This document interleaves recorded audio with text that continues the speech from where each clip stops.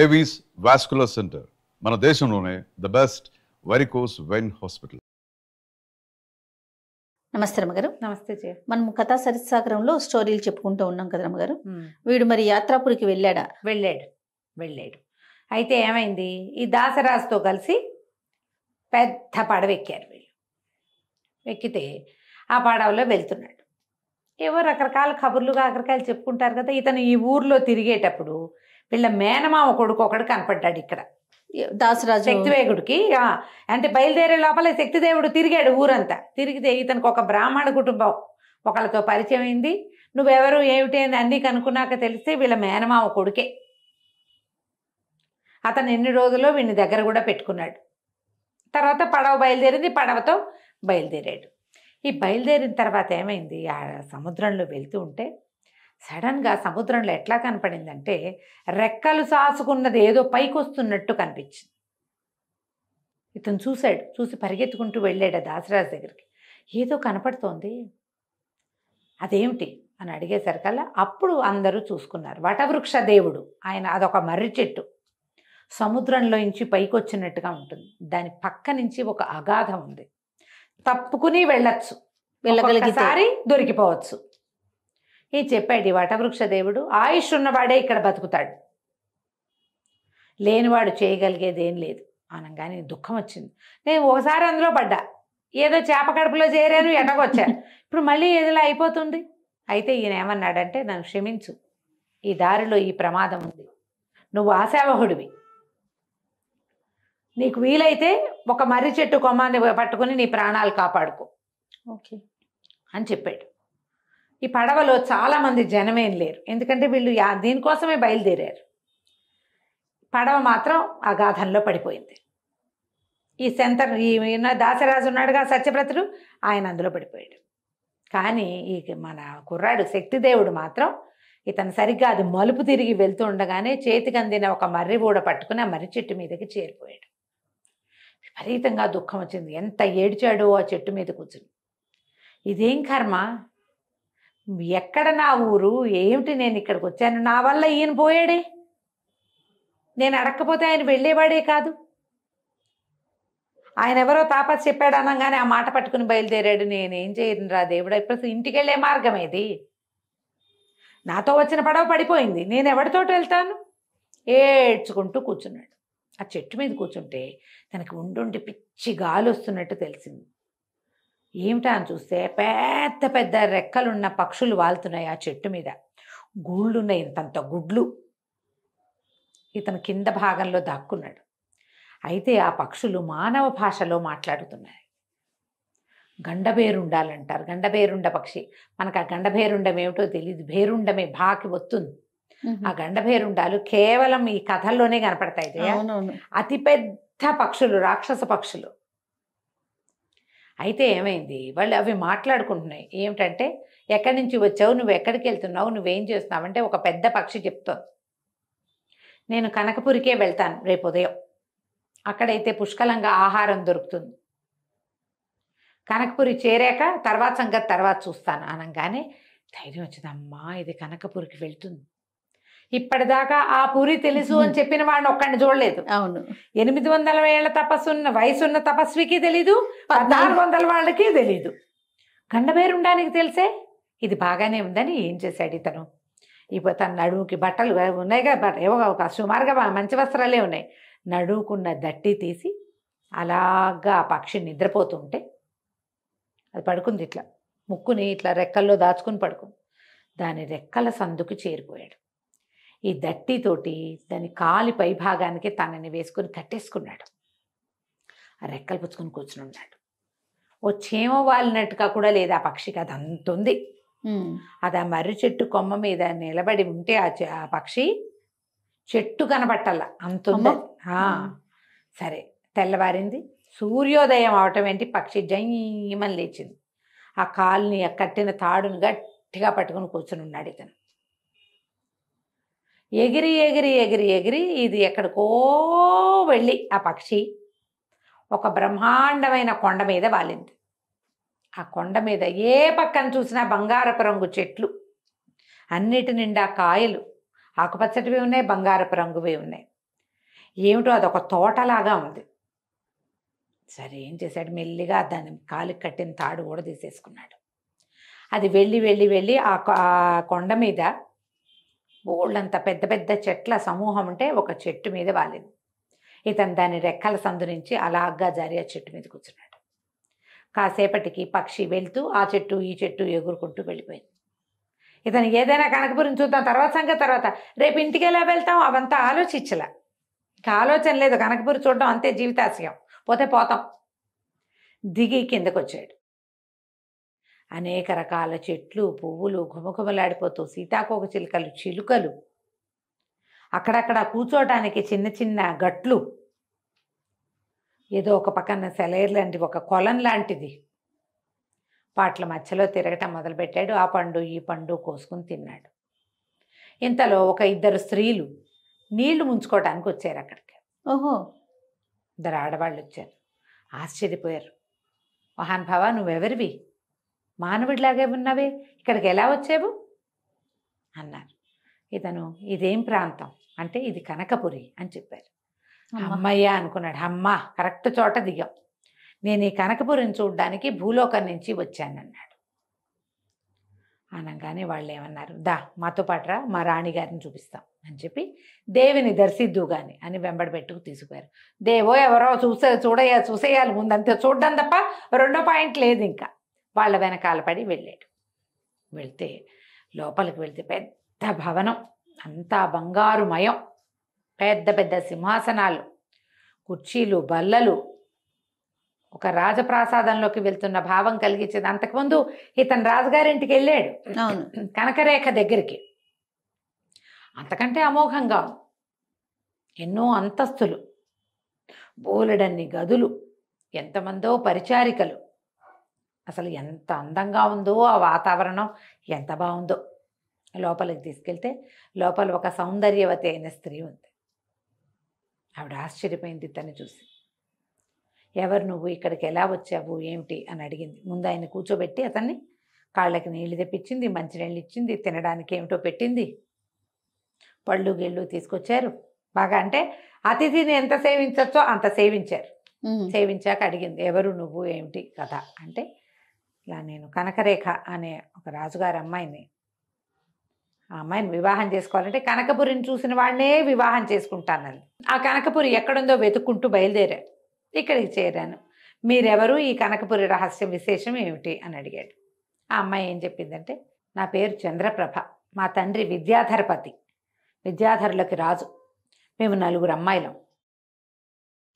చంద్రప్రభ, చంద్రరేఖ, తర్వాత శశిప్రభ, శశిరేఖ, 4 ఆడపిల్లలు. మేము 4 మా తండ్రితోటే ఉన్నాం. నేను కన్యావ్రతంలో ఉన్నాను. ఒకసారి మా చెల్లెళ్ళు 3 ఒక ఉగ్రగా తపస్సు చేసుకుంటున్న ఒక ఆయన కొలను ఒడ్డున కనపడితే సరదాకి ఆయన మీద నీళ్లు జల్లారు. ఆయన కోపం వచ్చి మమ్మల్ని శపించేశాడు. మానవులుగా పుట్టమన్నాడు మా చెల్లెళ్ళని. నేనేం చేయాలో తెలియలా నాకు. నేను అమ్మవారిని పదే పదే ప్రార్థించాను, మా చెల్లెళ్ళకి ఆ శాపం తప్పించమనంటే ఆవిడ శాపావసానం చెప్పింది. ఒక మానవుడి వల్ల శాపావసానం లభిస్తుంది.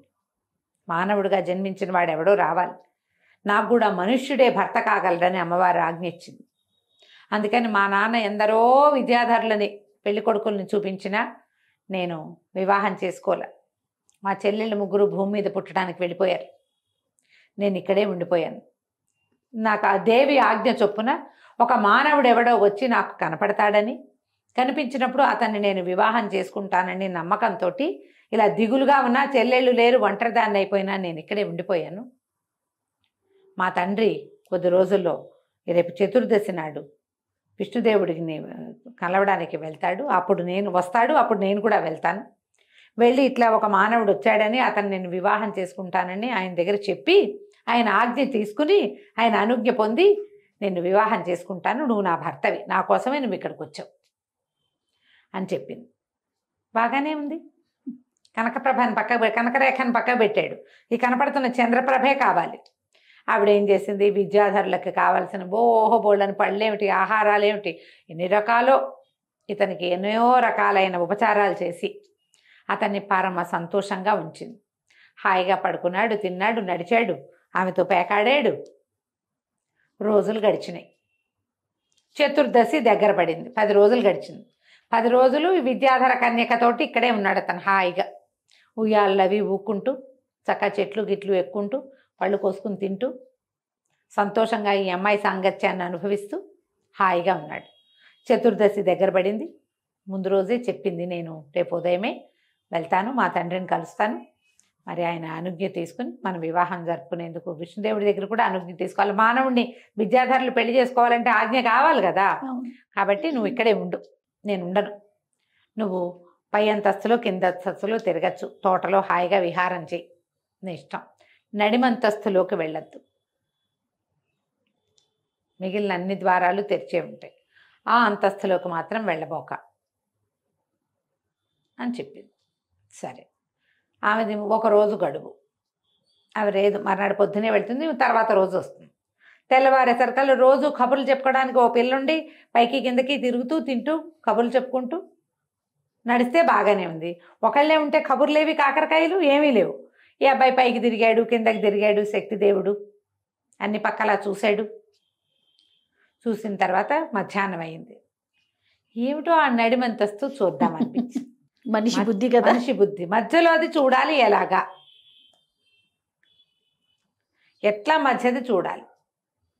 సరే, బాగా ఆలోచించి చూస్తే ఏమవుతుంది అని చెప్పి ఆ మధ్యంతస్తులోకి వెళ్ళాడు. వెళ్తే అదొక పెద్ద హాల్ లాగా ఉంది. ఏదో తలుపు వేసింది. తీయటానికి ప్రయత్నం చేస్తే తలుపు తీయబడింది. అది ఒక పెద్ద గది. దాంట్లో ఎంత అలంకారం ఉందో, ఎంత బాగుందో, ఎంత కళగా ఉందో. వరుసగా 3 మంచాలు ఉన్నాయి. మంచాల మీద ఎవరో పడుకున్నారు. దగ్గరికి వెళ్ళాడు. ఆ దుప్పటి తొలగించి చూశారు. వాళ్ళు ముసుగేసుకుని చూసేసరికల్లా కనకరేఖ కనిపించింది. ఇక్కడ ఏ కనకరేఖ కోసం ఇదంతా ప్రయత్నం చేసి తన కనకరేఖను అక్కడ చూసొచ్చాడు. ఆవిడే ఇక్కడ ఉంది, ఆమె ఇక్కడ పడుకున్నది. ఇదేమిటి తెల్లబోయాడు, ఇదేమిట్రా అని. ఇవి 3 మండపాల్లాగా ఉన్నాయి. వరుసగా మంచాలు ఉన్నాయి కదా, ఇది ఒక మండపంలో, తర్వాత ఇంకో మంచం, తర్వాత ఇంకో మంచం ఉంది. అక్కడ బతికున్న పిల్ల ఇక్కడ చచ్చిపోయినట్టు పడుకుంది ఏమిటి అనిపించింది. నడిచెళ్ళాడు. ముందు తీస్తే అక్కడ ఇంకో సౌందర్యవతి పడుకుంది. ఇంకో మండపంలోకి వెళ్తే అక్కడ ఇంకో అందగత్తి ఉంది. 3 ఉన్నారు. ఈవిడేం చెప్పింది, నాకు 3 చెల్లెళ్ళు అని. వీళ్ళు ఇక్కడే ఉన్నారే, అర్థం కాలేదు. ఈయన బయటకు వచ్చాడు. ఆ 3వ నడిమి భవనంలోకి వెళ్ళి, నడిమి అంతస్తు అంటే ఫుల్ ఫ్లోర్ కాదు, అది మధ్యలో భవనం అనమాట.